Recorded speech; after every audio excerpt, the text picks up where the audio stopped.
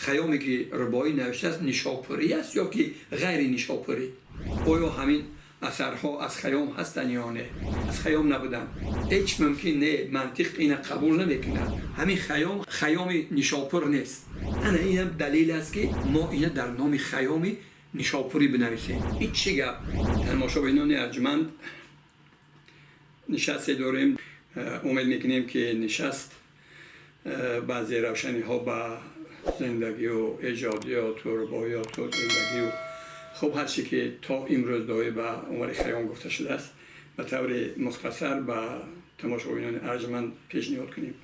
آموزش خیام از وقتی که زنده بود بحث و اندیشه دایر به خیام پیدا شده بود و همین از عصر 12 میلادی تا عصر 21 میلادی همین بحث دوام دارد. خیام در عصر 12 زندگی کرد. یک ندیم دربار بود، کتاب می نوشت، رساله می نوشت، دانشمندی ریاضیات بود، خب طبیعت خوب می دانست و فلسفه را، مخصوصا فلسفه یونان، شاگرد ابوعلی ابن سینا بود. بعد که خیام مرد و 55 سال گذشت، در سرچشمه های تاریخی همگی 3 رباعی و پیدا کردن که گفتن که همون تذکره نوشته که همین 3 رباعی از خیام است.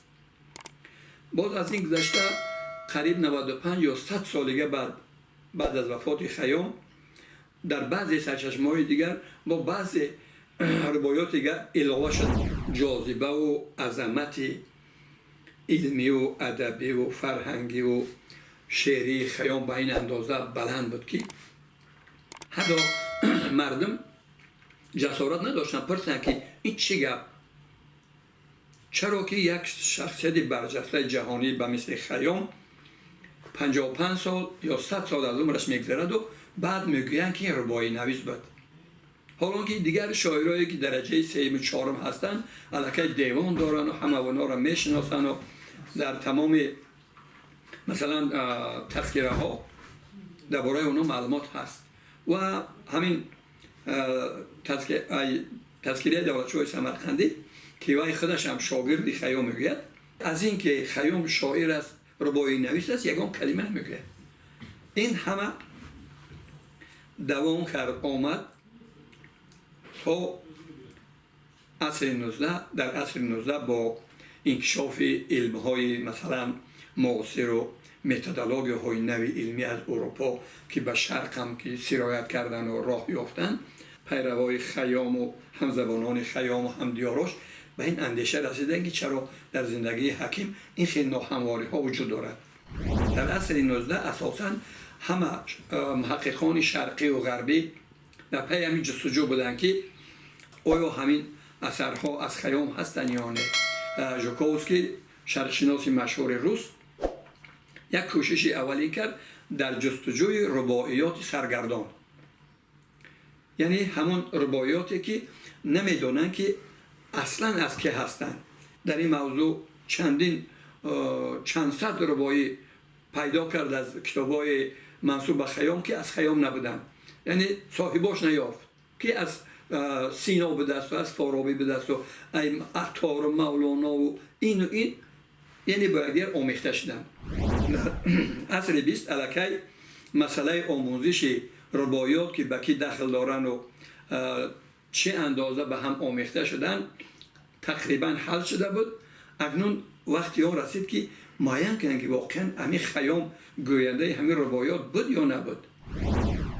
نویسنده بسیار مشهور ایران استاد صادق هدایت در مجموعه که به خیام بخشیده است و چند بارم چاپ شد، اولین بار شبهه ظاهر کرد در همون کتابش که همین رباعیات از خیام، از این حکیمی خیام نیستن، همین حکیمی که دانشمند است و ریاضیدان است و از نیشاپور است و همون جا زاد و هم جا وفات کرد، اینا از وی نیستن. میگه برای چی؟ میگه بسیار عادیه. میگه اگه یک انسانی که 70 سال عمر ببیند و هر روز 3 دفعه جهانبینیش عوض کند، نمیتوند چنین رباعیاتی گفته باشد. هیچ ممکن نه، منطق این قبول نمیکند. ببین این کشور شعر دوست یک شخصیت جهانی که خیام باشد 55 سال از اون بعد مرگش گذرد و نفهمند که شاعره. کجای عقل خبر میدن این آره بعد 55 سال 3 ربایش یافتن، بعد 100 سال 7 8 ربایی را. این همه مورد گفتگو صادق در گفت که نه این خیلی نیست. بعد جستجو کردن اکنون دوام منطقی میگن استاد علی دشتی این سالهای 40 و 50 کتابی نوشت دبی با خیام.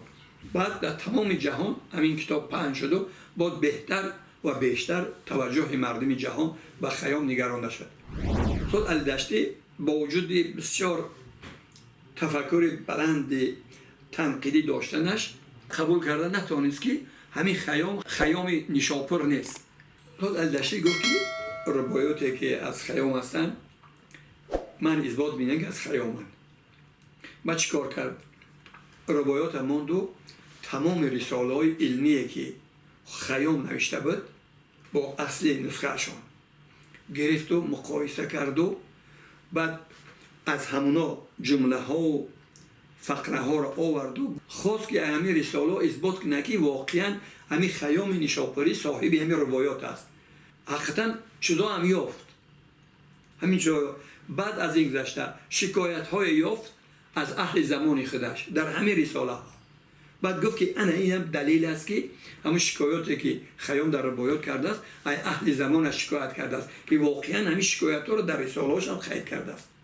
از این گذشته در بعضی رساله ها در حاشیه همین رساله ها بعضی ربایات ایامر خیام ماندگی که کمترشون به زبان فارسی بیشترشون به زبان عربی است. اینا هم دلیل یک دانشمند است با نام استاد سید محمد طباطبایی قریب 60 سال فقط همین مسئله را می نوشت که آیا همین خیامی که ربایی نوشته است نیشاپوری است یا که غیر نیشاپوری. سال 93 یک کتاب را آوردن با نام خیام یا خیامی.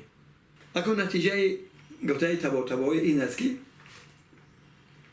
در همین دوره که خیام زنده بود در اصل 12 همین به گفته این مردم به طور موازی یا پرالیل یک دانشمند دیگر بوده است در همین منطقه تبریز و آذربایجان همینجا زندگی میکرده است در همین اصل 12 برابر خیام.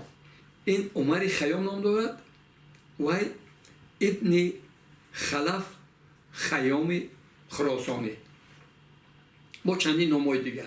این شاعر بوده است. همین اختصاصی اساسیش ربایی گویی دیوان ربایات داشته است.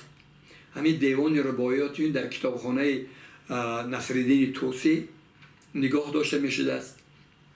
بعد همون کتابدار نصرالدین توسی یک مرد عرب بوده است همون صاحب کتابخانه. او مرد عرب درباره همین قاموس یا که انسیکلوپدیای لقب ها کار میکرده است. همین انسیکلوپدیای لقب ها در باب خیام چندین خیام ها را ذکر کرده است. همین کتاب 5 جلد بوده است. بعد 40 میشه که گم میشود. جلد 4 پیدا میشود. در همین جلد 4 پیدا میشود همین حرف خی بوده است خیام. در همین میخواند که این خیام ها کی بودن و چه بودن. این خیام دیگه بخارا بوده است.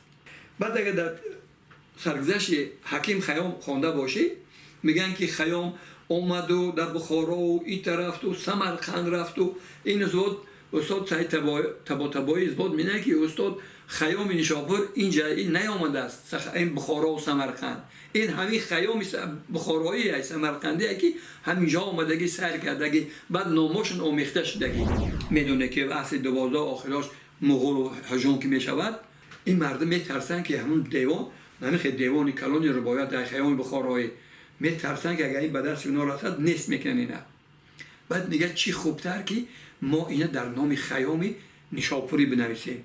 برای چی؟ برای که خیام نیشاپوری یک مرد درباری یک حکیم درباری محترمه در بین سلجوقیا اونا که هستن هیچ کار نمیشود. بعد میگیرن این دیوان خیام بخارایی رو در نام خیام نیشاپوری میگذارن. خب همین طرز خطی حالی در همین نقطه آخران این که خلاصه دانشمندای امروزه شرق و غرب این است که 40% دانشمندا میگن که حکیم خیام همون نیشاپوری است. 60% دانشمندا بعد چاپ شدن کتاب استاد سعید طباطبایی میگن 60% دانشمندای شرق و غرب میگن که واقعا این خیام همون خیام بخارایی است.